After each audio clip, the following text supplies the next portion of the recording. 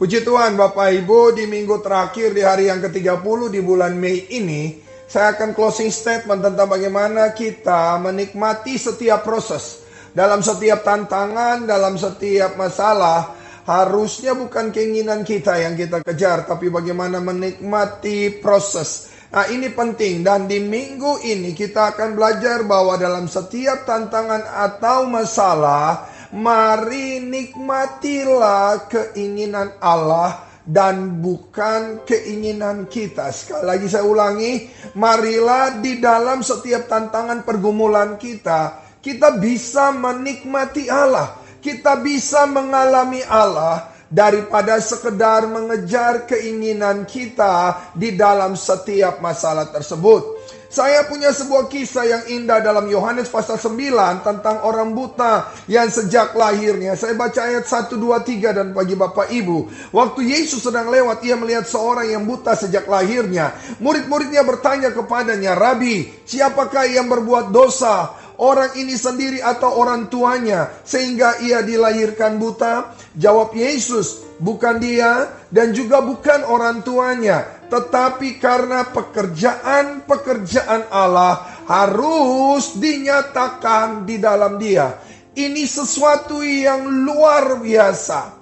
Jarang kita berpikir seperti apa yang dikatakan Yesus. Kita selalu hanya berpikir tentang kita. Bahwa kalau saya ada penyakit, kalau saya dapat sebuah persoalan, itu semua tentang salah saya. Saya sudah mengatakan dari awal, kisah Ayub adalah bukti bahwa setiap tantangan masalah tidak melulu tentang kesalahan yang kita buat. Yohanes 15 ayat 2 bicara hal yang sama, bahwa untuk pohon yang anggur yang semakin berbuah harus dibersihkan. Karena itulah di poin yang ketiga dari bagaimana menikmati proses ini, saya ingin Bapak Ibu memahami seperti yang dikatakan Yesus. Bukan dia, bukan orang tuanya, tetapi pekerjaan-pekerjaan Allah harus dinyatakan di dalam dia. Mari alami Tuhanmu. Mari alami Tuhanmu dan jangan sekedar mengejar keinginanmu. Hal pertama yang saya mau bagi pagi hari ini adalah kepada Bapak, Ibu, Saudara, dan saya semua, bahwa dalam setiap masalah, tantangan, pergumulan ada tujuan Allah bagi kita. Saya ulangi, dalam setiap tantangan, pergumulan, baik yang diizinkan Tuhan, baik karena kebodohan kita, pasti ada tujuan Allah. Jangan pernah lupakan itu. Alasan supaya kenapa kita menikmati proses, karena di dalam setiap tantangan pergumulan itu ada tujuan Allah. Contoh, kalau kita sekedar ada sakit, kalau kita sekedar mengejar kesembuhan, maka kita tidak akan memahami kenapa kita sakit. Kalau kita cuma ingin sembuh, apakah orang sakit ingin sembuh? Wajar, saya, Anda, waktu sakit kita ingin sembuh. Tetapi yang lebih ilahi yang harus kita pikirkan adalah apa tujuan Allah sehingga dia mengizinkan penyakit ini datang. Proses apa yang saya dapat ambil hikmahnya. Sehingga pada akhirnya kita tidak seperti orang yang sembarangan petinju, yang sembarangan memukul, pelari yang lari tanpa tujuan, anak panah yang dilepaskan tanpa sasaran. Tapi kita memahami bahwa dalam setiap penyakit, dalam setiap something problem yang terjadi, ada tujuan Allah. Dan tujuan Allah itulah yang harus kita kejar.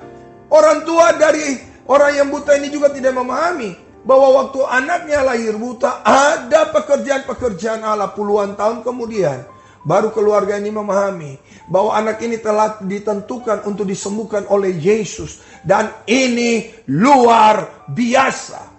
Perkara kedua yang harus kita pahami, bahwa kenapa kita harus menikmati proses. Tahun lalu saya pernah mengatakan bahwa tidak ada tempat lain yang lebih dapat membuat kita mengenal Allah selain masalah. Setiap kali Abraham bertemu dengan masalah, dia mengalami Allah. Dia menyebut Allah, dia mengenal Allah, dia mendirikan mezbah bagi Allah. Dalam setiap masalah, baik itu yang adalah intervensi Tuhan atau kebodohan kita, dengar dan dengar. Allah ingin Anda dan saya mengenal dia secara pribadi.